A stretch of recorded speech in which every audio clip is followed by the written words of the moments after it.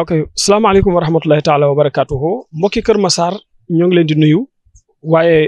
ñi nga xamante ni ñoo di seetaan Xel mu Sell mi TV ñu ngi leen di sant bu baax Xel mu Sell mi TV nag di def liggéey bu am solo fii ci département Kër Massar wéy leen di abonné ci kon ci Xel mu Sell TV ndax mbir nga ca mbokki buñ ne Kër Massar ne politique waaye buñ ne politique ne parti Pastef nag dañu am jàmbaar joo xamante ni moo ngi fii ci Kër Massar di jàmbaar yi fàkk tëdd di koo xamante ni lépp lu ñuy joxe ci réew mi kenn gënu ko ca yey muy kan le doyen ñu naan ko Ousmane Kébé ñu gën koo xam ci doyen Kébé président de la république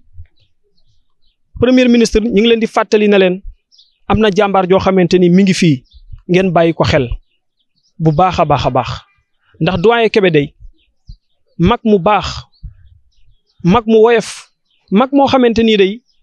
liggéeyu sapeur pompier lay liggéey mi ngi def loo xamante ni fii kenn yëgu ko fii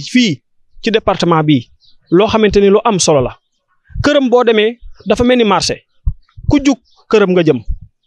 parti bi sax li nga xamante ni ñi nga xam ne dañoo nekk Kër Massar Sud activité politique yi ñuy def yu bari këram lañ koy defee kon kookee fi ñuy seenu gaa yi ñu ngi ko fay seenu ñu dugal ko fa ndax it xaj na fa loolu ñu ngi koy bàyyi xel bu baax a baax muy doyen Kébé ñoo ngi ñaan président de la république et son premier ministre ngeen bàyyi ko xel bu baax a baax ndax it dañ koo wax ngir li topp ci ginnaawam yaakaar ko. na loo xamante ni day am Kër Massar bëri na koo xamante ni day mer ba nar a def mbir sax waaye bu xoolee doyen Kébé nee na day sëgg am kersa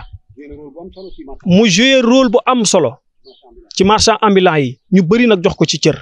waaye mu nekk koo xamante ni sapeur pompier la boo xamante ni mi ngi fay ay daay yoo xamante ni daay yu waroon a tàkk la. bokk na ci élection yii di ñëw muy élection législative yi nga xamante ni gouvernement bi gagné na waaye moitié bi la gagné ndax des na gagné-gul assemblée nationale boobu nag doyen Kébé mi ngi liggéey ci suuf lu kenn yëgul liggéey bu am solo mbokk yi kookee nañu ko bàyyi xel bu baax kooku héros la fii ci Kër Massar ñu bàyyi ko xel bu baax a baax jërë ngeen jëf.